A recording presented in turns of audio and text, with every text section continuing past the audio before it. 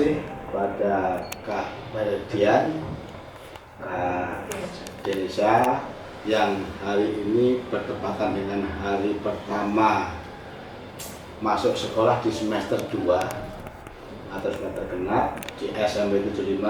Kak Meridian, Kak Denisa hadir di SMP 75 memberikan motivasi kepada anak-anak SMP 75. Saya berharap SMP 75 ini kan SMP yang sudah dikenal oleh masyarakat. Bahkan dulu SMP 75 itu menjadi unggulannya di Jakarta Barat. Saya berharap walaupun sekarang ini eranya adalah era Yonasi, tapi SMP 75 harus tetap menjadi yang terbaik.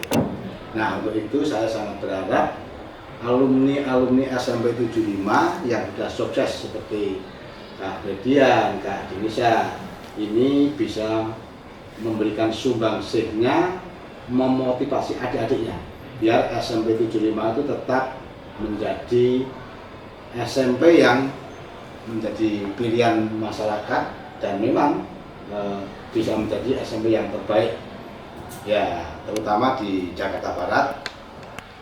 Bahkan saya berharap juga di tingkat provinsi maupun mungkin di tingkat nasional supaya prestasi kita tetap bisa tertahankan walaupun eranya adalah era Yonasi.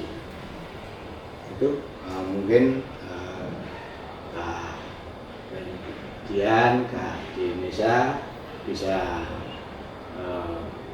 lewat wawancara ini nanti anak-anak SMP 75 bisa mengambil hikmahnya, mungkin mencontoh trik-trik dari Kak Meridian, Kak Denisa untuk bisa memotivasi anak-anak di SMP 75. Silakan, mungkin dari Kak Denisa dulu atau Kak Meridian dulu. Silakan.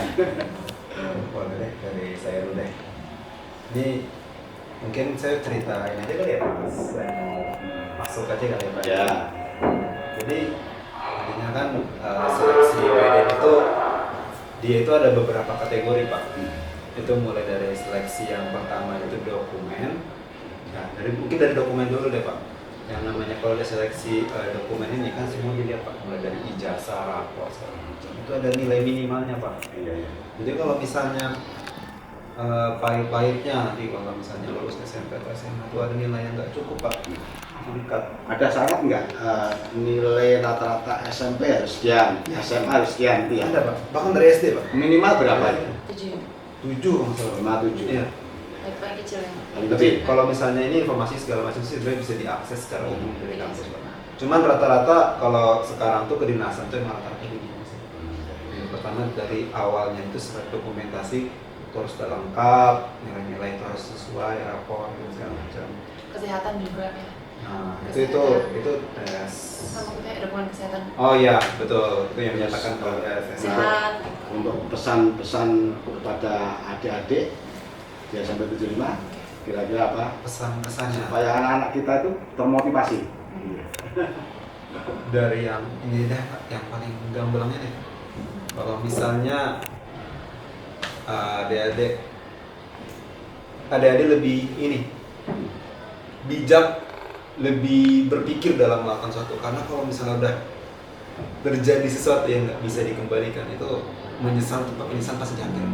Namanya penyesalan pasti di akhir. Jadi kalau misalnya di Indonesia ini sudah terjadi sesuatu dan sudah terekam, apalagi sudah termasuk tindakan pidana, mungkin sekelas ya tawuran saja itu pasti sudah terekam jejak begitu.